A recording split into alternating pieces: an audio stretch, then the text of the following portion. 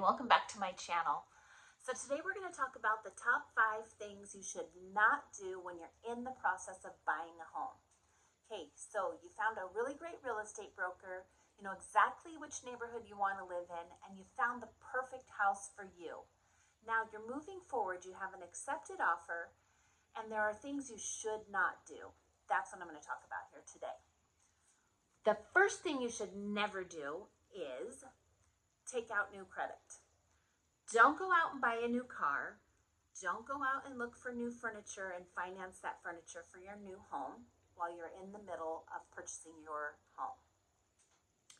This will cause problems for your loan process, and it should not be done. The second thing that you should not do is make sure you don't miss any payments. If you have credit cards right now, if you have open lines of credit, paying rent somewhere, make sure you're paying all of those things on time. You don't want to mess up your credit score by making late payments to anything. The third thing you don't want to do is start moving your money around. Okay, your lender is going to look at your bank accounts, they're going to look at your pay stubs, they're going to look at your credit, and they're going to look at those things more than once during the process.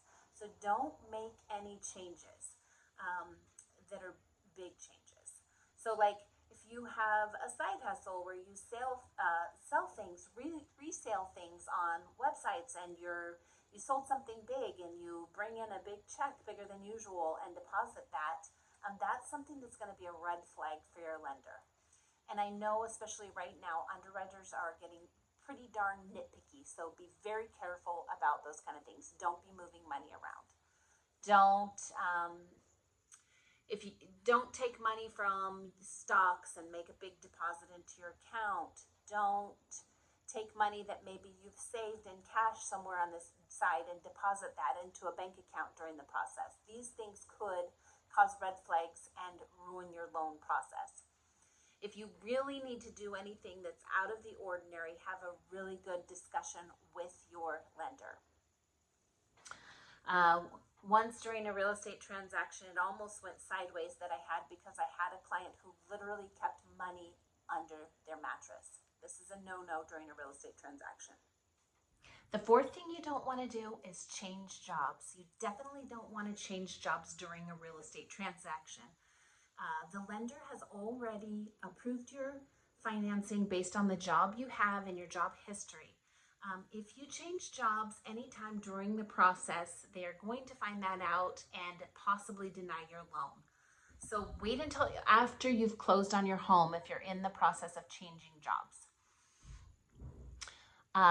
They will verify your unemployment sometimes the day of closing. So you might think you're in the clear right after you've signed your paperwork, but that's not necessarily the case. So please don't change jobs during the process.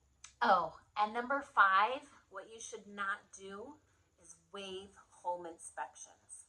I know that the market's been really crazy over the past few years, and many buyers have had to buy homes by waiving all kinds of things like inspections and appraisals just to get the home. Well, I really think that those home inspections are super important because you don't know what you don't know until you start actually living in that home. So you want to hire really good inspectors to look at all the components of the house before you buy, and this includes new construction. I've had several experiences in my time in real estate that I've heard of people that had real problems after they move in when they didn't do a home inspection. Even new construction you should be inspecting. So an example that I can recall is for a short time in my career, I sold strictly new construction. And I remember one time we closed on a beautiful home, and the homeowner came in and they were just so upset because they were all moved in and they were doing laundry, and in the process, their sewer line backed up and flooded the whole downstairs of their home. So they had just moved into this beautiful home, and now it has to be completely redone. And how could this have been avoided? Well, they could have done a sewer scope and saw that the sewer lines had actually been crushed during the construction process. So stuff like this happens, and that's why it's always a really good idea to do your full home inspections, no matter what the situation is, no matter what home you're buying. So I hope you found this helpful today.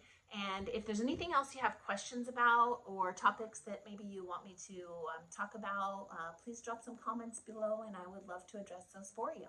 So I hope you have a really great day and I'll see you next time.